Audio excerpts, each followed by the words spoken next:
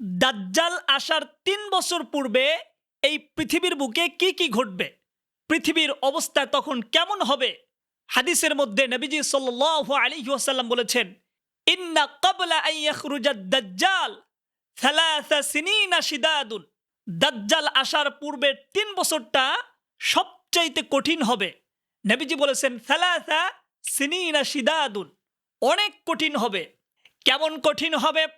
অন্য হাদিসের মধ্যে নবীজি সাল্লাল্লাহু আলাইহি ওয়াসাল্লাম বলেন, দাজ্জাল আসার ৩ বছর পূর্বে প্রথম বছরে আল্লাহ রাব্বুল আলামিন আসমান থেকে ১/৩ বৃষ্টি বন্ধ করে দিবেন এবং জমিন থেকে ১/৩ সফল উৎপাদন করা বন্ধ করে দিবেন। আসমান থেকে ৩/১ বৃষ্টি বন্ধ হয়ে যাবে, জমিন থেকে ৩/১ ফসল উৎপাদন করা বন্ধ হয়ে যাবে। এরপর দ্বিতীয় বৎসরে আসমান থেকে ২/৩ বৃষ্টি বন্ধ হয়ে যাবে, অর্থাৎ ৩/২ আল্লাহ রব্বুল আলামিন বৃষ্টি বন্ধ করে দিবেন এবং জমিন থেকেও ৩/২ ফসল উৎপাদন করা বন্ধ হয়ে যাবে। দাজ্জাল আসার তৃতীয় বৎসরে আসমান সম্পূর্ণ বৃষ্টি বন্ধ করে দিবে, আসমান থেকে আর কোনো বৃষ্টি বর্ষণ হবে না, জমিন থেকেও কোনো খাদ্য উৎপন্ন হবে না। ওয়ায়ামুরুল আরদু, জমিনকে নির্দেশ করা হবে, লা ইউমবিতু শাইআ, জমিন যেন কোনো কিছু পৃথিবীর বুকে আর উৎপন্ন না করে। এমন অবস্থা সৃষ্টি হবে, মহামারী আকার ধারণ করবে, খাবার নাই, এমন মহামারী আকার ধারণ করবে, মানুষ পাগলের মতো হয়ে যাবে, ক্ষুধার জ্বালা সহ্য করতে পারবে না মানুষ। নবীজি সাল্লাল্লাহু আলাইহি ওয়াসাল্লাম বলেন, এমন সময় যারা প্রকৃত ঈমানদার হবে, যারা প্রকৃত মুমিন হবে, তাদের রিজিক হবে একমাত্র আল্লাহ তাআলার রিজিক, তাদের রিজিক হবে আল্লাহ তাআলার রিজিক। অন্য হাদিসের মধ্যে নবীজি বলেন, ওই সময় যারা প্রকৃত ঈমানদার হবে, প্রকৃত মুমিন হবে, তাদের জন্য ৪টি তাসবিহ বেশি বেশি পাঠ করার কথা বলা হবে। এই ৪টা তাসবিহ বেশি বেশি পাঠ করলে আল্লাহ রব্বুল আলামিন তাদেরকে গায়েবীভাবে খাওয়াবেন, গায়েবীভাবে আল্লাহ রব্বুল আলামিন তাদের এই তাসবিহ যথেষ্ট করে দিবেন। ১ নাম্বার হলো সুবহানাল্লাহ, ২ নাম্বারে আলহামদুলিল্লাহ, ৩ নাম্বারে আল্লাহু আকবার, ৪র্থ নাম্বারে লা ইলাহা ইল্লাল্লাহ। এই ৪টি তাসবিহ বেশি বেশি তারা তেলাওয়াত করবে, বেশি বেশি পাঠ করতে থাকবে। সেই কঠিন মুহূর্তে আল্লাহ রব্বুল আলামিন প্রকৃত যারা মুমিন তাদেরকে তিনি গায়েবীভাবে তাদেরকে সাহায্য করবেন। নয়তো আপনি দাজ্জালের এই ফিতনা থেকে আপনি বাঁচতে পারবেন না। আপনি কেমনে বাঁচবেন যখন পুরা পৃথিবীর বুকে কোনো খাবার নাই, আসমান বৃষ্টি বন্ধ করে দিয়েছে, জমিন থেকে খাদ্য উৎপন্ন বন্ধ হয়ে গেছে, পৃথিবীর বুকে মহামারী আকার ধারণ করেছে, মানুষ খাবারের জন্য পাগল হয়ে যাবে।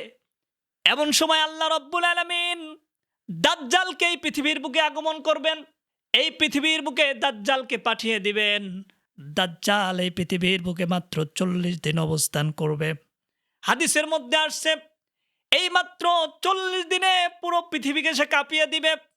৪০ দিনের প্রথম দিন হবে ১ বৎসরের সমান, আর দ্বিতীয় দিন হবে ১ মাসের সমান, তৃতীয় দিন হবে ১ সপ্তাহের সমান। এরপরের দিনগুলো তোমাদের মতো স্বাভাবিক দিনের মতোই হয়ে যাবে। সাহাবা একরাম প্রশ্ন করলেন, ইয়া রাসূলুল্লাহ, ইয়া হাবিবাল্লাহ, যেই সময় একদিন হবে ১ বৎসরের সমান, একদিন হবে ১ মাসের সমান, ওই সময় যদি আমরা শুধু একদিনের নামাজ আদায় করি তাহলে কি আমাদের নামাজ আদায় হবে নাকি? নবীজি বললেন, একদিনের নামাজ আদায় করলে তোমাদের নামাজ আদায় হবে না। তখন তোমাদেরকে সময় দেখে দেখে অথবা আন্দাজ করে করে তোমাদেরকে নামাজ ১ বৎসরের নামাজই পড়তে হবে, একদিনের নামাজ পড়লে হবে না। আপনি চিন্তা করতে পেরেছেন? একদিন হবে ১ বৎসরের সমান, ওই সময় কোনো রাত হবে না, একটা দিন এত লম্বা হবে ১ বৎসরের সমান হবে একদিন। এরকম পরের দিন হবে ১ মাস, তার পরের দিন হবে ১ সপ্তাহ, পরবর্তী দিনগুলো তোমাদের মতো সাধারণ দিনের মতোই হবে। তো দাজ্জালের এই ফিতনা থেকে মানুষ যখন খাবারের জন্য পাগল হয়ে যাবে, তখন দাজ্জাল খাবারের পাহাড় নিয়ে এসে মানুষকে বলবে, আমাকে প্রভু বলো, আমাকে রব বলে স্বীকার করো, আমি তোমাদেরকে এই খাবারের পাহাড় আমি তোমাদেরকে দিয়ে দেব। আসমানকে যদি আমি বৃষ্টি বর্ষণ করতে বলি, সঙ্গে সঙ্গে আসমান বৃষ্টি বর্ষণ করবে। দাজ্জালের কথায় আসমান থেকে বৃষ্টি বর্ষণ হবে, আবার দাজ্জালের কথায় জমিন থেকে ফসল উৎপাদন হবে। যারা দাজ্জালকে রব বলে স্বীকার করে নিবে, দাজ্জালকে যারা প্রভু বলে স্বীকার করে নেবে, তাদের জন্য দাজ্জাল আসমানকে নির্দেশ করবে, সঙ্গে সঙ্গে আসমান থেকে মুষলধারে বৃষ্টি শুরু হয়ে যাবে। জমিনকে নির্দেশ করবে, সঙ্গে সঙ্গে জমিন থেকে ফসল উৎপাদন শুরু হয়ে যাবে। আর যারা তাকে প্রভু বলে মানবে না, দাজ্জালকে আল্লাহ বলে স্বীকার করবে না, ওই এলাকার মধ্যে সে আরো দুর্ভিক্ষ লাগিয়ে দিবে, একের পর এক বিপদ লাগিয়েই দিবে। নবীজি বলেন, দাজ্জালের এক হাতে থাকবে জান্নাত, আরেক হাতে থাকবে জাহান্নাম। যেই ব্যক্তি দাজ্জালের জান্নাতে প্রবেশ করলো, সে মূলত আল্লাহ তাআলার জাহান্নামে প্রবেশ করলো। আর যে ব্যক্তি দাজ্জালের জাহান্নামে প্রবেশ করলো, ওই ব্যক্তি আল্লাহ তাআলার জান্নাতে প্রবেশ করলো। এই জন্য দাজ্জালের ফিতনা অনেক বড় ভয়াবহ একটা ফিতনা হবে। আদম আলাইহিস সালাতু ওয়াস সালাম থেকে দাজ্জাল আগমন পর্যন্ত এত বড় ফিতনা কোনোদিন আসে নাই, তারপরেও কোনোদিন আসবে না। দাজ্জাল এই জন্য সবচাইতে বড় ফিতনা, কারণ দাজ্জালের সামনে কেউ যদি যায়, দুর্বল ইমানদাররা ইমান টিকিয়ে রাখতে পারবে না। কারণ দাজ্জাল তাদেরকে বলবে, আমি যদি তোমাদের মৃত পিতামাতাকে জীবিত করতে পারি, তোমরা কি আমাকে রব হিসেবে মেনে নেবে? তোমাদের যে পিতামাতা মৃত্যুবরণ করেছে, আমি যদি তাদেরকে ডাক দেই কবর থেকে, সঙ্গে সঙ্গে তারা উঠে আসবে। তখন তারা বলবে, যদি আমার মৃত পিতামাতাকে জীবিত করতে পারো, তাহলে তোমাকে রব বলে স্বীকার করব। দাজ্জাল তার মৃত পিতামাতাকে কবর থেকে যখন ডাক দিবে, সঙ্গে সঙ্গে তার মৃত পিতামাতারা জীবিত হয়ে চলে আসবে।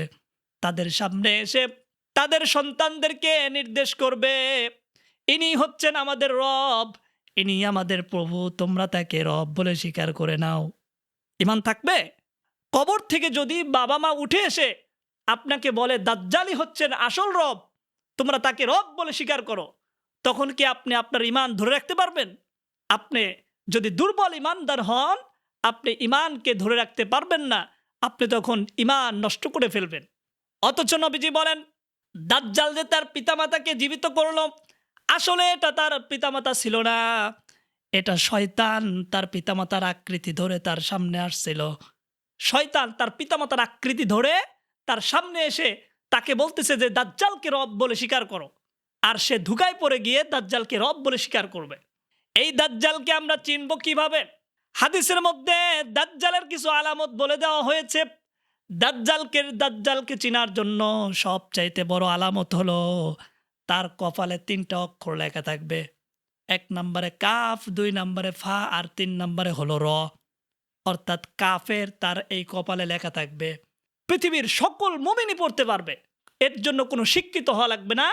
যে আরবি কিচ্ছু বোঝে না, সেও সেদিন দাজ্জালের এই কপালে যে কাফের লেখা থাকবে, এইটা সে দেখে চিনতে পারবে, বুঝতে পারবে, এবং সে পড়তেও পারবে।